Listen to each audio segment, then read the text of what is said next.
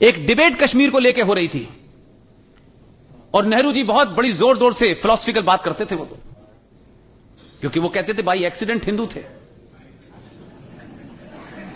अब हमें पता नहीं कि एक्सीडेंट हिंदू कैसे होता है, और वो उनका खान पान कल्चरली मुसलमान थे और रहने में अंग्रेज थे। नेहरू जी कश्मीर पे फिलोसफिकल भाषण दे रहे थे, यानी जिस राज्य में आग लगी हुई हो, जिसमें पड़ोसी राज्य ने कबाइलियों की शक्ल में अपनी फौज को भेज दिया हो और वो फौज दंदनाती हुई अंदर घुस रही हो, और वो कश्मीर के ऊपर एक पीछे हाथ बांध के विजनरी अंदाज में अपना भाषण दिए जा रहे थे। सरदार पटेल उसी जगह बैठे हुए थे, माउंटबेटन उसी जगह बैठे हुए थे, और एक साहब और बैठे थे जो अब नहीं रहे, उनका नाम है सैम मानेकशॉ।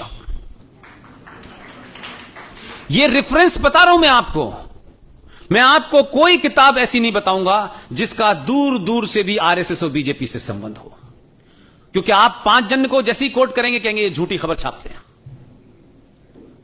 एक बहुत बड़े जर्नलिस्ट हैं, एक्सट्रीम स्टॉन्च एंटी बीजेपी और आरएसएस हैं,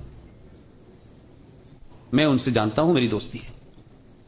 उन्होंने 1996 में किताब लिखी है, the revival version of history, published by Oxford press in 1996।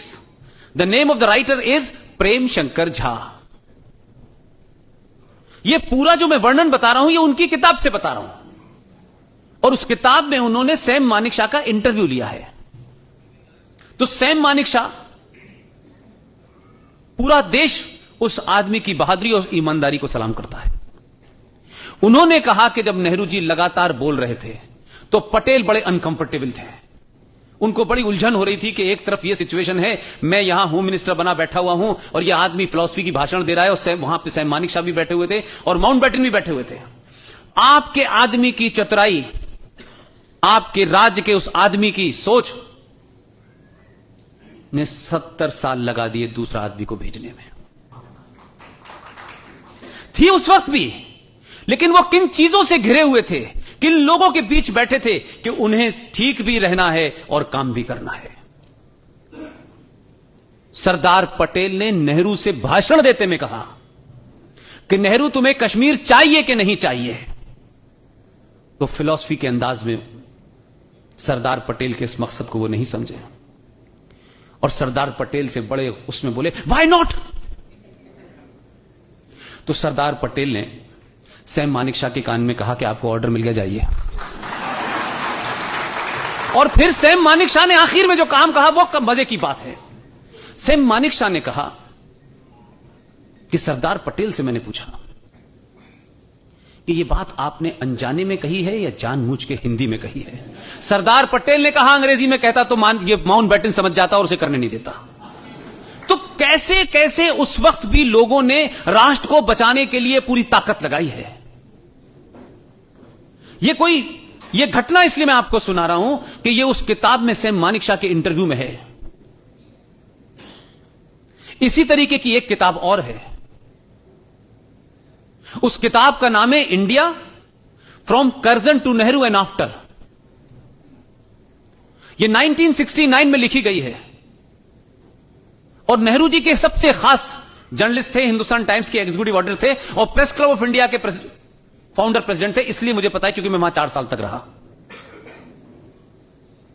उन्होंने उस किताब में पेज नंबर 353 पे चैप्टर नंबर 13 है, जो ये बात आप लोग सुनते रहते हैं ना कि राजेंद्र प्रसाद के साथ नेहरू जी ने क्या किया।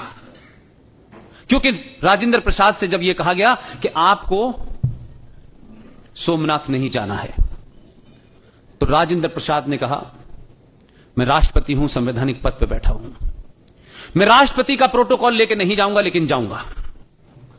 वो गए, वो आपके यहां आए, उन्होंने उसमें हिस्सा लिया। उस नाराजगी से नेहरू जी इतने नाराज हुए कि वो शख्स 4 दिन के लिए बीमार पड़ गया दिल्ली में,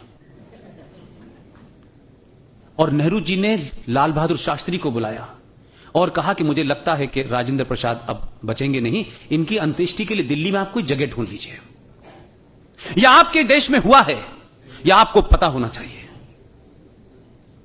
लाल बहादुर शास्त्री बेचारे वैसे ही बहुत कमजोर व्यक्ति थे, ढूंढ ढांड के आए, उन्होंने कहा विजय घाट पर उनकी अंत्येष्टि हो सकती है। यह तैयारी कर ली गई, लेकिन वो ठीक हो गए, बात खत्म हो गई।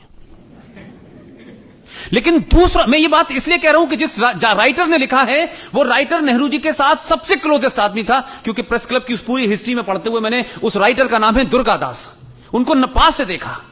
उन्हीं का बेटा दार्जिलिंग से इंद्रजीत मेंबर ऑफ पार्लियामेंट बना, और उनकी बेटी हिंदुस्तान टाइम्स ऑफ इंडिया में है, हमारी दोस्त है, इसलिए उस पूरे परिवार को जानता हूं। हार्डकोर लेफ्टिस्ट थे वो लोग। आखिर में उस शख्स को दमे की बीमारी हो गई।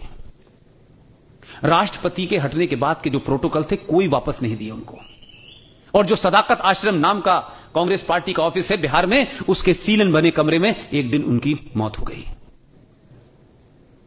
डॉक्टर राधाकृष्णन से कहा कि आप जनाजे में नहीं जाएंगे। उस पूरी बात का वर्णन पेज नंबर 353 चैप्टर 13 में लिखा हुआ है, वो भी किताब पढ़ लीजिएगा। इसी तरीके से एक घटना और बताता हूं मैं आपको, यह मैं सिर्फ इसलिए कहने आया हूं, बड़े बड़े लेफ्टिस्ट जिनको लगता है कि पैदा होते ही वो ज्ञानी हो जाते हैं। लेफ्टिस्ट होना इस देश में फैशन था एक जमाने, लेफ्टिस्ट का मतलब ज्ञानी, पढ़ा लिखा। अब उन्हें ढूंढना पड़ रहा है कहां है वो।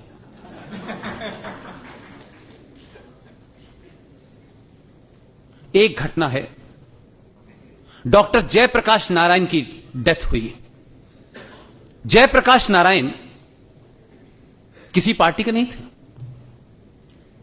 उनकी जब मौत हुई, उस जमाने की बात है, कोई 75 76 के आसपास की मेरा ख्याल है बात होगी, ये 2-4 साल आगे पीछे की होगी। मुझे इतना जरूर याद है कि रेडियो पे 3 बार उनकी मौत की गलत खबर चली, और वो लंबे समय तक डायलिसिस पर रहे। यह महत्व नहीं है मेरे लिए। जयप्रकाश नारायण की मौत होने के बाद पार्लियामेंट में कुछ लोगों ने कहा कि उनको श्रद्धांजलि देनी चाहिए। आपके पार्लियामेंट में कुछ लोग खड़े हो गए, वो तो सदस्य नहीं है, उनको कैसे दी जा सकती है। अब ये तर्क तो कर दिया गया, लेकिन मैं बार बार, जो मेरी शिकायत है राष्ट्रवादियों से, खासतौर से